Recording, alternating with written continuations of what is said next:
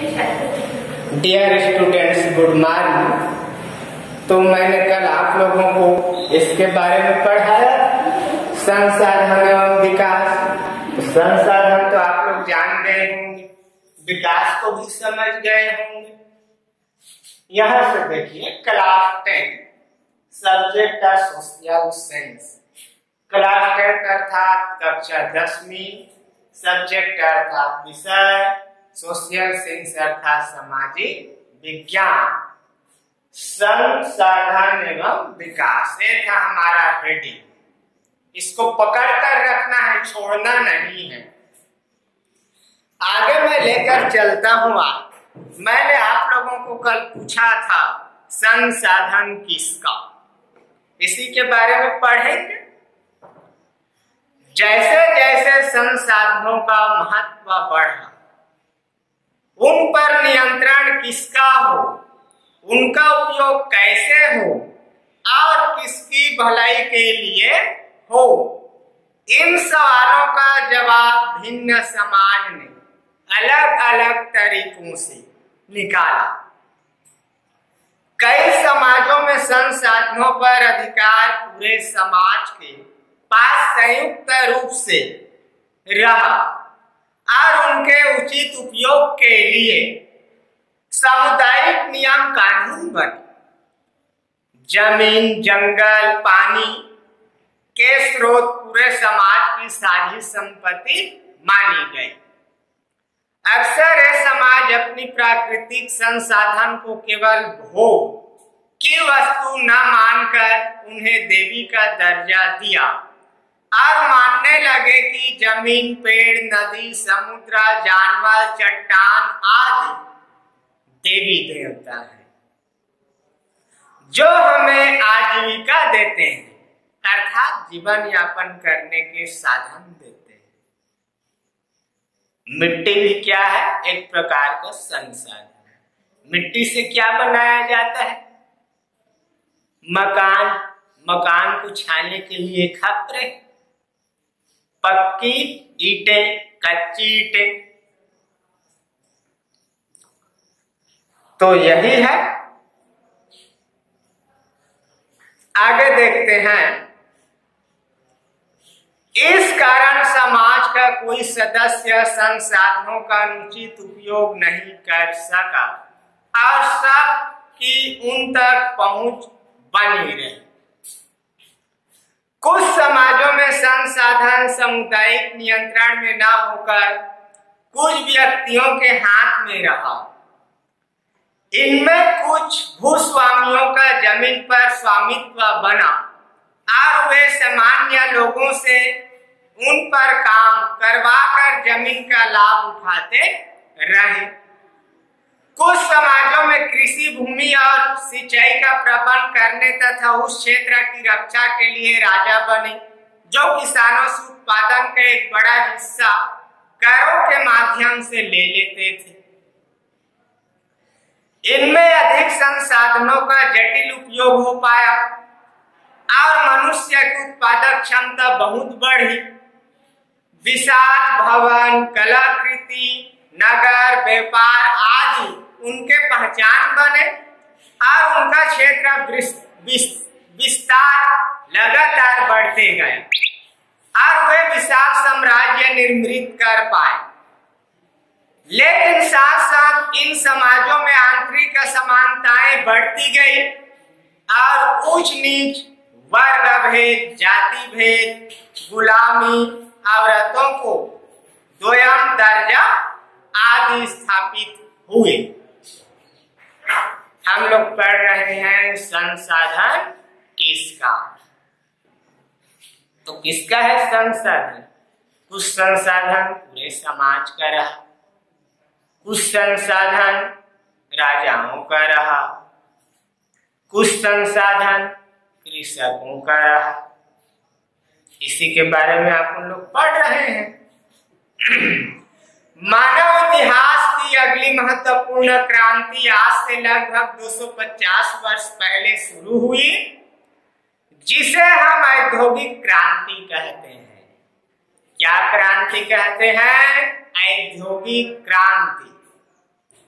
प्रश्न लिखेंगे विद्यार्थी, औद्योगिक क्रांति से आप क्या समझते हैं? पुनः, औद्योगिक क्रांति से आप क्या समझते हैं? बतला दूं? पूछोगे तब मैं बतलाऊंगा। उद्योग धंधों के क्षेत्र में आमूलचूल परिवर्तन औद्योगिक क्रांति कहलाता है। जैसे कृषि क्षेत्र से छोड़कर रोजगार की तलाश में शहर क्षेत्र की ओर पलायन करना। किसका? मजदूरों का पलायन करना। और क्या है? यही तो औद्योगिक क्रांति है। क्या है? आगे देखिए, इसके बाद कारखानों द्वारा उत्पादन की प्रक्रिया बहुत तीव्र गति से फैली। कारखानों के लिए कच्चा माल एवं ईंधन के लिए प्राकृतिक संसाधनों का उपयोग कई गुना बढ़ गया। कारखानों को चलाने के लिए दुनिया के कोने कोने से कच्चा माल मंगाया जाने लगा। जो देश 19वीं सदी में औद्योगिकरण कर रहे थे, वे विश्व के कोने कोने में अपने वैज्ञानिक और भूगोल के विशेषज्ञों को भेजकर वहां के प्राकृतिक संसाधनों का पता लगाया और उनके दोहन के लिए मार्ग तैयार किया। इनकी यात्राएं खोजी यात्रा के नाम से प्रसिद्ध हुए। प्रश्न नोट कीजिए, किनकी यात्रा को खोजी यात्रा का नाम दिया गया? किसकी यात्रा को खोजी यात्रा का नाम दिया गया? प्रश्न है, किनकी यात्रा को खोजी यात्रा का नाम दिया गया? लिखिए। उन लोगों में यह विचार बना कि प्राकृतिक संपदा उद्योगों के लिए संसाधन है जिनका भरपूर उपयोग करना चाहिए। संसाधनों का अधिक से अधिक उपयोग हमें भरपूर मात्रा में वस्तुएं प्रदान करेगा और उनके हमारा जीवन स्तर भी बढ़ सकता है। इससे हम नई नई तकनीकों के विकास से संसाधन की कमी को दूर कर पाएंगे। इस उपयोग को सुगम बनाने के लिए एशिया, अफ्रीका और अफ्रीका का उपनिवेशीकरण किया गया। उपनिवेशीकरण जानते हो? शक्तिशाली देश कमजोर देश के राजनीतिक, सामाजिक, आर्थिक क्षेत्रों पर कब्जा कर उनका दोहन करता है। क्या कहलाता है? उपनिवेशवाद कहलाता है। प्रश्न नोट कर लेंगे विद्यार्थी। उपनिवेशवाद का अर्थ स्पष्ट कीजिए। यह उपनिवेशवाद से आपका क्या अभिप्राय है? प्रश्न समझ आ गए और उत्तर भी? कहने का तात्पर्य क्या है? जो शक्तिशाली देश होता था वह कमजोर देश के सामाजिक क्षेत्र पर, आर्थिक क्षेत्र पर, राजनीतिक क्षेत्र पर अपना सत्ता स्थापित कर उनका शोषण करता है। उसे उपनिवेशवाद कहा गया। जैसे देख लीजिए, प्रथम विश्व युद्ध में कारण क्या था? सर्बिया और ऑस्ट्रिया आपस में टकराए थे। क्यों टकराए थे? खनिज संपदा के कारण। क्यों? सर्बिया एक छोटा सा देश था, उसके पास बहुत ढेर सारी मात्रा में खनिज संपदा थी, जैसे कोयला, पेट्रोल, डीजल, अर्थात प्राकृतिक संपदा कहना चाहिए।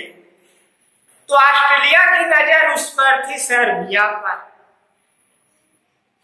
ताकि क्या है, सर्बिया को अपने कब्जे में ले ले और वहां का जो भी संसाधन है उनका ऑस्ट्रेलिया उपयोग करे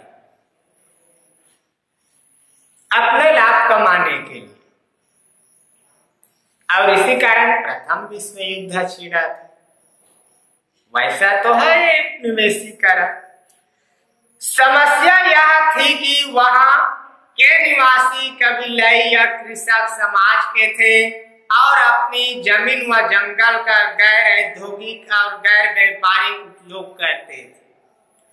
वे प्रकृति को भोग की वस्तु नहीं मानते थे, कई जगह उसे देवी देवता भी मानते थे, यानी जो एक समाज के लिए संसाधन था वह दूसरे समाज के लिए संसाधन नहीं था।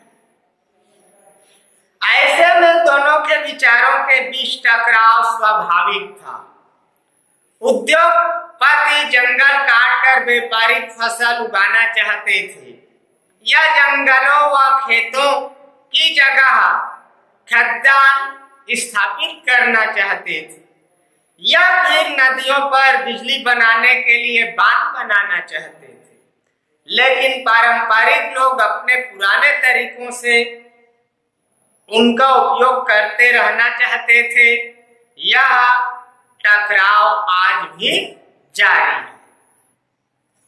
20वीं सदी के मध्य तक औद्योगिक अर्थशास्त्री व वैज्ञानिक यही मानते रहे कि प्राकृतिक संसाधन असीम है, उनका जितना दोहन करो उतना ही अच्छा है, क्योंकि इससे समाज की उत्पादक क्षमता बढ़ेगी। समस्या केवल यह थी कि उनका पृथ्वी पर वितरण समान नहीं है, कहीं प्रचुर मात्रा में है तो कहीं बिल्कुल नहीं है। अतः व्यापार के द्वारा उन्हें सभी देशों को उपलब्ध कराया जा सकता है। व्यापार मान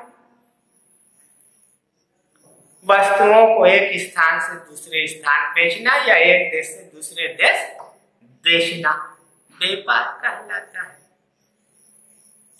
तो कहने के तात्पर्य क्या? जैसे कोयला भी एक खनिज संसाधन, हमारे छत्तीसगढ़ में कहाँ कहाँ कोयला मिलता है आप लोगों को पता है कि नहीं? कि हमारे भारत में कोयला कहाँ मिलता है, अभ्रक कहाँ मिलता है, पानी कहाँ मिलता है, यही सब क्या है? खनिज संपदा।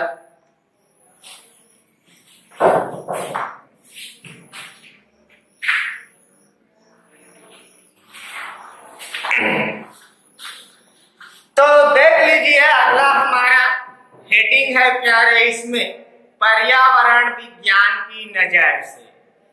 पर्यावरण विज्ञान की नजर से, पर्यावरण से आप क्या समझते हैं? हमारे चारों ओर जो भी प्रकृति दिखाई दे रहा है वही पर्यावरण है प्यारे। पर्यावरण विज्ञान की नजर से सुनते रहिए ध्यान से। पिछले 50 वर्षों में पर्यावरण का अध्ययन करने वाले वैज्ञानिकों ने इस विचार पर प्रश्न उठाए हैं। किन विचार पर?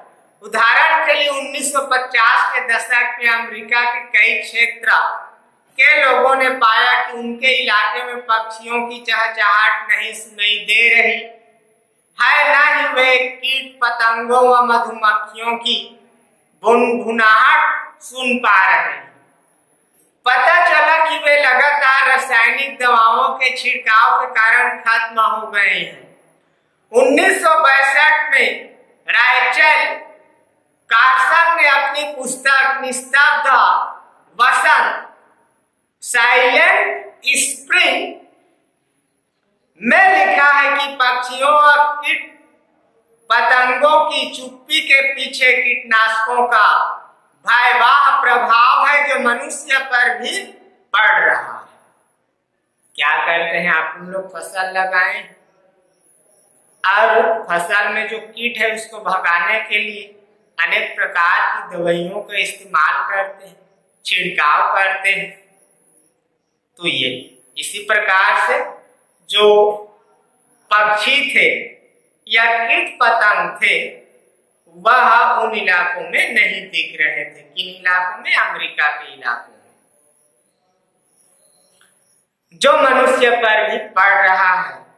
मच्छरों के नियंत्रण के लिए उपयोग किए जाने वाले DDT का जहर झीलों में रहने वाली मछलियों के शरीर में पहुंच जाता है। जहर की छोटी सी मात्रा से कुछ मछलियां मर जाती हैं, आज कुछ जिंदा रह जाती है, किंतु जब उन्हीं मछलियों को इंसान और पक्षी खाते हैं तो उनके भीतर घुली रसायन की मात्रा उन्हें नुकसान पहुंचाने के लिए पर्याप्त होती है। राइचल के खोज इस बात के स्पष्ट उदाहरण है कि किस प्रकार मनुष्य की क्रियाओं का विपरीत प्रभाव स्वयं मनुष्य और प्रकृति पर पड़ता है। मनुष्य गलत करेगा, खामियाजा प्रकृति पर पड़ेगा, प्रकृति को नुकसान होगा, उसका असर मनुष्य पर पड़ेगा। यही बात है। इस पुस्तक के प्रकाशन के बाद विश्व के वैज्ञानिकों ने औद्योगिक विकास का प्रकृति पर पड़ने वाले प्रभाव पर शोध करने लगे। औद्योगिकरण जो है उसके द्वारा प्रकृति को क्या क्षति पहुंच सकता है, किस प्रकार से औद्योगिक विकास हुआ और किस प्रकार से निर्माण कार्य हुआ और उस निर्माण कार्य से प्रकृति पर क्या प्रभाव पड़ा। जैसे कि कल कारखानों का विकास, कल कारखानों के विकास से उत्पादन की क्षमता में वृद्धि हुआ, नए नए वस्तु निर्मित किए गए और उन वस्तुओं को जन्म देने के लिए उस कल कारखाने से कितने धुएं निकले होंगे, उसका प्रभाव प्रकृति पर पड़ा होगा। पर्यावरण वैज्ञानिक का कहना है कि प्राकृतिक संपदा एक विशाल ताना बाना है जिसके किसी छोटे से अंश को हानि पहुंचाने से पूरे तंत्र पर प्रभाव पड़ता है। प्रकृति का हर हिस्सा, चाहे वह निर्जीव जल, हवा, चट्टान या मिट्टी हो या कीट पतंग, पक्षी, मानव या फसल जैसे सजीव हो, सभी एक दूसरे से जुड़े हैं और एक पर हो रहे क्रिया से सभी देर सवेरे प्रभावित हो रहे हैं। कहने का मतलब क्या है? यदि प्रकृति दूषित होता है तो प्रकृति में रहने वाले, निवास करने वाले सभी जीव भी दूषित होंगे। उनका असर, प्रकृति का असर सजीवों पर पड़ेगा।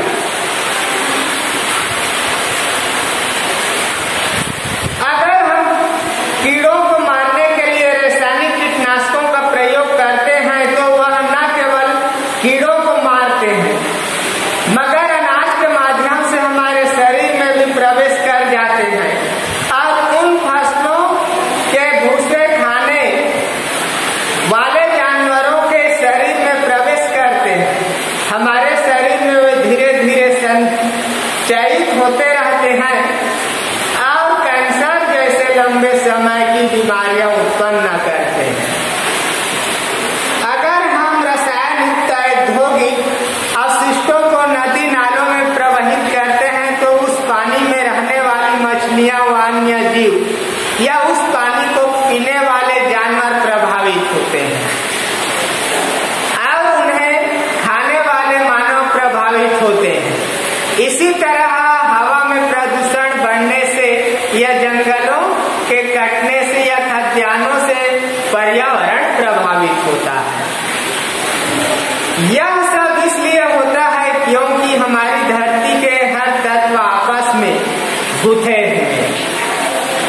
आप देखेंगे अपशिष्ट, अपशिष्ट से क्या आशय है? प्रश्न लिख लीजिए, अपशिष्ट से क्या आशय है?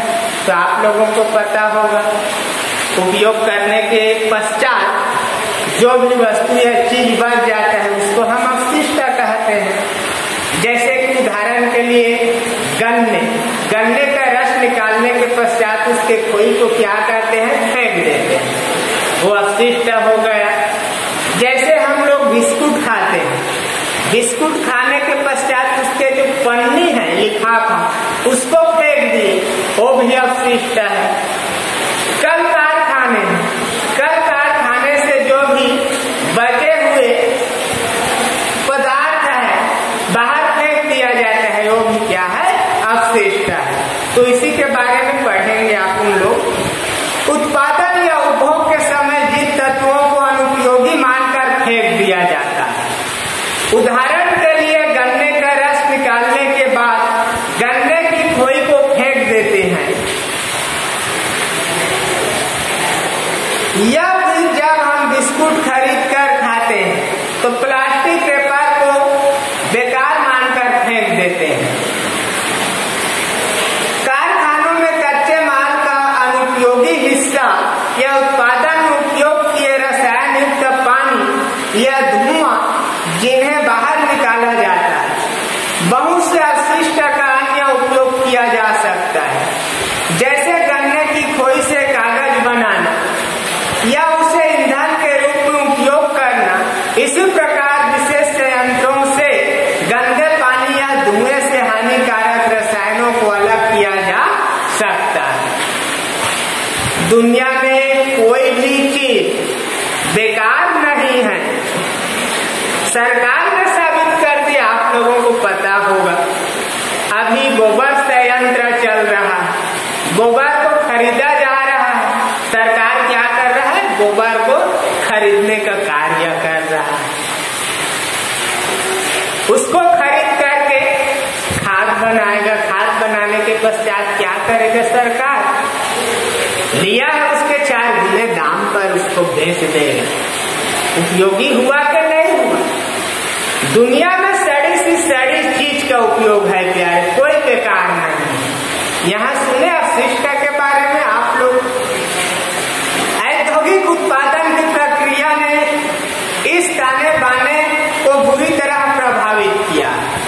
पृथ्वी पर प्राकृतिक संपदा असीम नहीं,